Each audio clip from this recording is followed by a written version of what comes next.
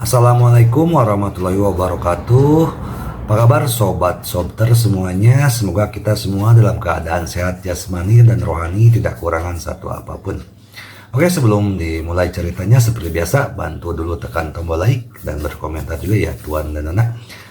Satu lagi, terima kasih jazakallah khairon kasiron kepada yang sudah nyawer lewat akun Dana Mimin, karena dia nggak mau disebut namanya. Mimin hanya klarifikasi aja bahwa sawerannya sudah masuk. Terima kasih jazakallahu khairan. Semoga kebaikannya dibalas sama Tuhan Yang Maha Esa berlipat-lipat ganda dan disehatkan, dilancarkan dalam segala urusannya.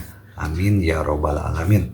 Oke, kita lanjutkan saja ceritanya. Jumat, tanggal 25 Oktober tahun 2024, bab 3290. Sebuah berkah tersembunyi.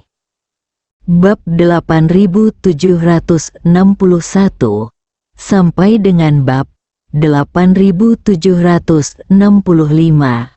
Menyadari bahwa dewa wabah yang tersembunyi di lautan kesadaran berasal dari Sifang Bao Zuang. Ye Chen segera melangkah menuju Sifang Bao Zuang. Ketika dia sampai di tepi Sifang Baozu, dia mengulurkan tangannya dan menyentuhnya dengan lembut. Kemudian dia selalu memperhatikan lautan kesadarannya, berharap dewa wabah akan pergi pada waktu yang tepat. Ye Chen berpikir bahwa mendekati Sifang Baozu akan menyebabkan hal-hal misterius yang ada di lautan kesadaran meninggalkan lautan kesadaran. Namun, hal-hal misterius itu tidak pernah bergerak, seolah-olah menghilang udara tipis. Pada saat ini, Ye Chen tiba-tiba menyadari bahwa benda itu sepertinya tidak ingin kembali ke gedung harta karun Sifang. Dia diam-diam bertanya-tanya, apakah benda ini akan tetap berada di dalam tubuhku? Memikirkan hal ini, dia mengintip ke dalam kesadarannya, memutus semua indera dunia luar, dan memusatkan seluruh perhatiannya pada lautan kesadaran, mencoba menemukan jejak dewa wabah. Tetapi pihak lain sepertinya menghilang dari udara tipis. Bangunan harta karun 4 sisi di depan Ye Chen tidak bereaksi sama sekali setelah dia diserap ke dalam energi spiritual. Dan bahkan tidak ada aliran energi spiritual. Ye Chen tidak bisa menahan perasaan tidak nyaman. Benda ini telah menyerap begitu banyak energi spiritualnya, tetapi masih bisa seperti sebutir debu, diam-diam bersembunyi di lautan kesadarannya. Sungguh luar biasa memikirkannya. Dan sekarang Ye Chen tidak bisa menilai apakah benda ini baik atau buruk, terlepas dari hal lainnya. Hanya dari sudut pandang memikat dirinya ke dalam perangkap, ada kemungkinan besar bahwa itu bukan burung yang baik. Lin Waner menghampiri Ye Chen dan bertanya dengan suara rendah, "Tuan, apakah Anda memperhatikan sesuatu?" Ye Chen mengangguk dan berkata dengan samar, "Seharusnya ada hubungannya dengan itu." Lalu, Lin Waner ragu-ragu sejenak dan kemudian bertanya, "Bisakah itu diselesaikan?" Ye Chen menggelengkan kepalanya dan berkata, "Aku tidak akan pergi." Mulut Cherry Lin Waner terbuka sedikit. Dia ingin mengatakan sesuatu, tetapi menahannya. Kemudian dia berhenti selama beberapa detik dan bertanya, "Apa rencana Tuan Muda sekarang?" Ye Chen menghela nafas dan berkata, "Ayo pulang." Setelah itu, dia membuka mulutnya dan berkata kepada Sun Zidong dan perwakilan militer yang tidak jauh dari situ, Saya hanya ingin memastikan apakah ada sesuatu yang tidak normal di Sifang Baozan. Saya tidak punya hal lain yang mengganggu Anda. Perwakilan militer segera berkata, sama-sama. Jika Anda yakin tidak perlu melihat atau mempelajarinya lagi, maka kami akan naik dulu. Oke. Ye Chen mengangguk. Sebelum pergi, dia melihat lagi ke Sifang Baozuang, dan tiba-tiba sebuah ide muncul di benaknya. Ketika dia pertama kali melihat Sifang Baozuang, dia secara tidak sengaja menyapunya dengan energi spiritualnya.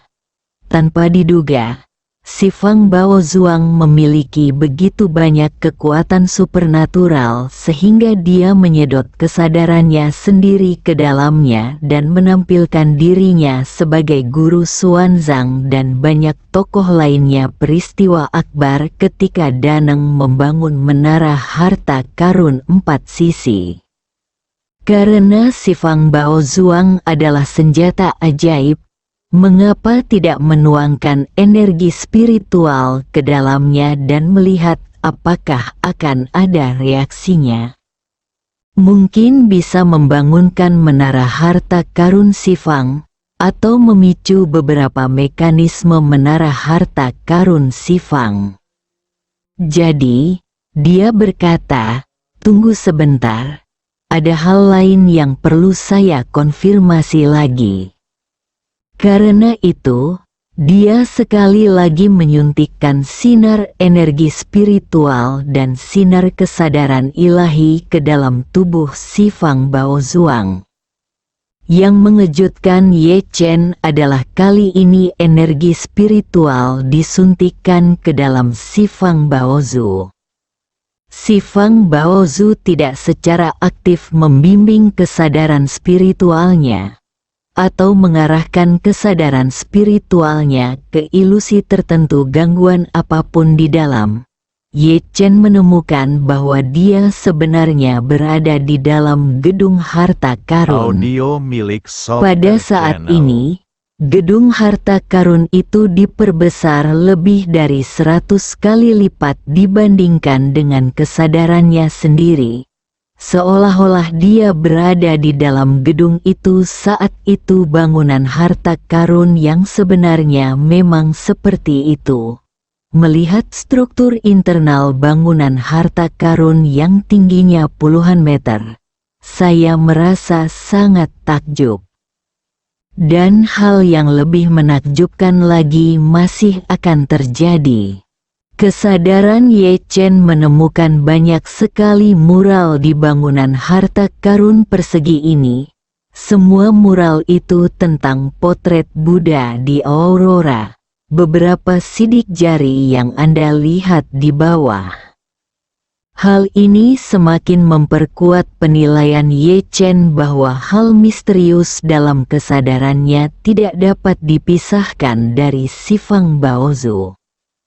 Dia berpikir, mungkinkah ini metode Buddhis dalam mengembangkan energi spiritual? Kalau tidak, bagaimana bisa ada begitu banyak cetakan tangan yang rumit? Namun, Ye Chen masih memiliki beberapa kekhawatiran di dalam hatinya. Dia telah berlatih segel tangan terakhir kali. Jadi hal aneh itu mengambil kesempatan untuk menipunya dengan kejam. Sekarang, ada beberapa kali lebih banyak sidik jari di dinding. Bukankah lebih buruk lagi jika serangga besar muncul secara tidak sengaja? Pada titik ini, Ye Chen berpikir untuk menarik kesadaran spiritualnya. Tidak lagi memperhatikan Sifang Baozuang, dan bahkan tidak lagi menggunakan segel tangan, agar tidak tertipu lagi.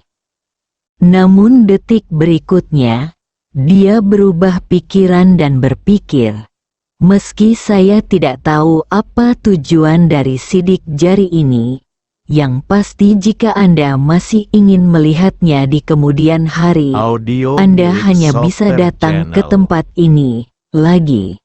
Meskipun kualitas benda ini belum dapat ditentukan untuk saat ini, tentu saja, tapi menemukan cara untuk menuliskannya memang berguna. Oleh karena itu, Ye Chen tidak berani menunda dan segera mengenal semua cetakan tangan Buddha di seluruh paket sampai dia terbiasa dengan semua cetakan tangan tersebut. Setelah melakukan semua ini, kesadaran Ye Chen berkeliaran di dalam Sifang Bao Zhuang lagi. Setelah menemukan bahwa tidak ada konten tersembunyi lainnya, dia mengeluarkan kesadarannya dan naik lift kembali ke tanah bersama semua orang. Sun Zidong tidak tahu apa niat Ye Chen datang jauh-jauh untuk menyentuh Sifang Bao Zhuang. Tapi dia diajari oleh Lin Waner untuk menjadi sangat bijaksana dan mengetahui hal-hal yang tidak boleh dia tanyakan. Tidak peduli betapa penasarannya dia. Tanpa menyebutkan sepatah kata pun, setelah perwakilan militer pergi, dia bertanya kepada Lin Waner dan Ye Chen, "Nona, apa rencana Tuan Ye selanjutnya?" Lin Waner memandang Ye Chen, matanya seolah mengatakan bahwa semuanya diputuskan olehnya. Ye Chen tidak ragu-ragu dan berkata langsung, "Terima kasih, Kakek Sun, karena telah mengatur mobil untuk mengantar kita ke bandara dan ayo kembali ke Jinling." "Baik, Tuan Ye." Sun Zidong mengirim mereka berdua kembali ke bandara, dan mereka segera mengambil jet bisnis tempat mereka berasal dan berangkat kembali ke Jinling. Di pesawat, Lin Waner bertanya kepada Ye Chen, "Guru, apakah benda yang menyedot energi spiritual Anda benar-benar ada hubungannya dengan Sifang Bao Zhuang?" Ye Chen mengangguk dan berkata, "Ini seharusnya ada hubungannya, tapi saya belum menemukan hubungan spesifiknya." Karena itu, Ye Chen juga memberitahu Lin Waner apa yang dia temukan. Setelah mendengar ini, Lin Waner bertanya dengan heran, "Ada banyak sidik jari di gedung harta karun. Apakah Anda berencana mencobanya?" Ye Chen menggelengkan kepalanya dan berkata, "Aura yang diciptakan oleh cetakan tangan sepertinya tidak diciptakan untukku, tetapi untuk hal-hal di lautan kesadaranku. Benda itu begitu sombong sehingga aku tidak berani mencobanya lagi sebentar."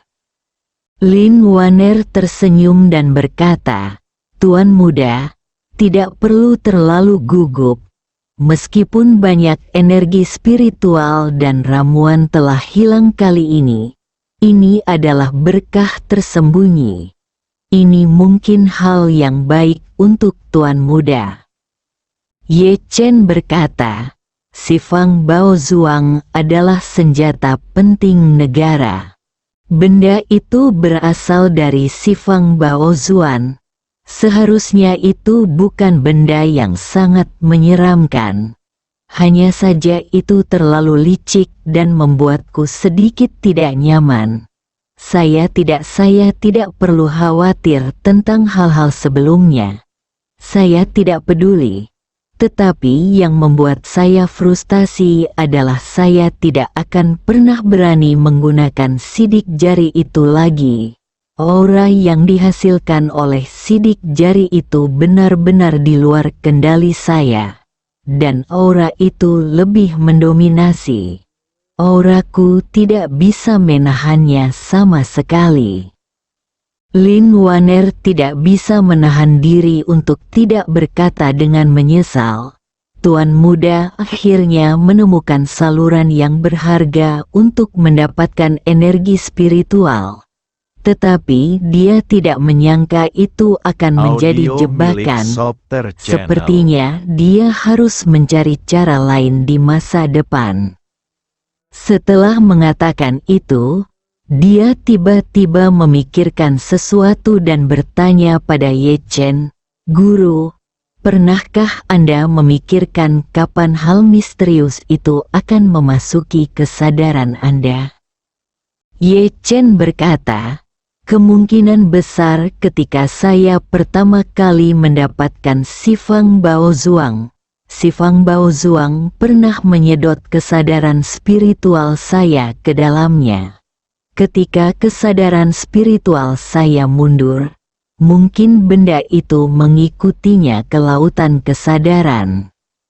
Lin Waner mengangguk sedikit dan bergumam, "Sifang Bao Zuang memberitahu Tuan Muda semua rahasianya. Ia pasti mempercayai Tuan Muda. Jika ia mengirimkan sesuatu ke dalam kesadaran Tuan Muda pada saat itu, keluarga budak merasa bahwa itu mungkin tidak akan terjadi. Niat jahat macam apa yang mungkin ada? Tuan Muda menemukan lebih banyak sidik jari di dalamnya hari ini. Mungkin itu disengaja." Bersambung.